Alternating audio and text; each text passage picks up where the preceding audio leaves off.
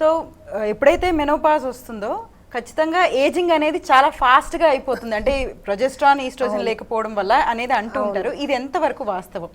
ఇది మటుకు వాస్తవమేమా, ఎందుకంటే ఈస్ట్రోజన్ అనేది ఇందాక మీకు చెప్పినట్టుగా మన స్కిన్ కూడా మెయింటైన్ చేస్తూ ఉంటుంది. సో దానివల్ల డ్రై స్కిన్ అయిపోవడం, సో అందువల్ల డ్రై స్కిన్ వల్ల తొందరగా పిగ్మెంటేషన్, ఫ్రెకిల్స్ రావడము, తర్వాత ఏజింగ్ అనేది తొందరగానే స్టార్ట్ అయిపోతూ ఉంటుంది అనమాట. సో ఇది ఒక న్యాచురల్, ఒక బయాలజికల్ ప్రాసెస్ కదా. సో మనం న్యాచురల్గా దాన్ని చక్కగానే ఏజింగ్ అనేది యాక్సెప్ట్ చేయాలి.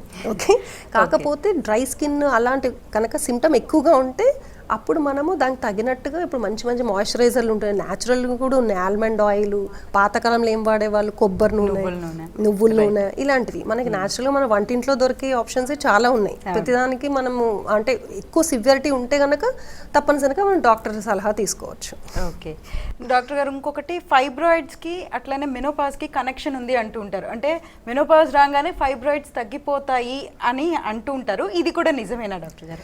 మెనోపాజ్లో ఏమవుతుంది అంటే అన్ని ష్రింక్ అవుతాయి, అంటే బికాస్ ఆఫ్ ద హార్మోన్స్ లేవు కాబట్టి యూట్రస్, దాని తర్వాత లైనింగ్, సో దాని త్రూ వచ్చే ఈస్ట్రోజన్ ఇవన్నీ ఉండక యూట్రస్ లోపల పొర కూడా డ్రై అయిపోతుంది. అలాగే ఒకవేళ ఫైబ్రాయిడ్స్ కనుక ముందు కనుక ఉన్నట్టయితే అవి కొంచెం సైజ్ ష్రింక్ అవుతాయి. కానీ ఏదైతే పెద్ద ఫైబ్రాయిడ్ ఉందో, అంటే anything more than 3 or 4 centimetre ఉన్నటువంటి ఫైబ్రాయిడ్స్ మట్టుకు అవి ష్రింక్ అవ్వవు. సో ఎనీథింగ్ బిలో 3 అంటే ఒక 1 to 3 సెంటీమీటర్ అలాంటి చిన్న చిన్న ఫైబ్రాయిడ్స్తోని ప్రాబ్లం ఉండదు. కానీ anything more than that should be taken care, and అవసరమైతే దానికి సర్జికల్ ఆప్షన్స్ కూడా ఉన్నాయి. ఓకే, అండ్ అట్లనే మెనోపాజ్ తర్వాత హార్ట్ రిస్క్, అంటే గుండె బలహీనం అవుతుంది అని కూడా అంటారు, అది కూడా నిజమేనా డాక్టర్ గారు? అవునమ్మా, ఇది కూడా ఈస్ట్రోజన్ డిపెండెంటే. సో ఈస్ట్రోజన్ అనేది కార్డియో ప్రొటెక్టివ్ హార్మోన్ అనమాట. సో ఈస్ట్రోజన్ ఉండడం ఒక వరం లాంటిది, అంటే మనకు పీరియడ్స్ వస్తున్నాయంటే మనకు అది చక్కగా ఒక వరం లాంటిది.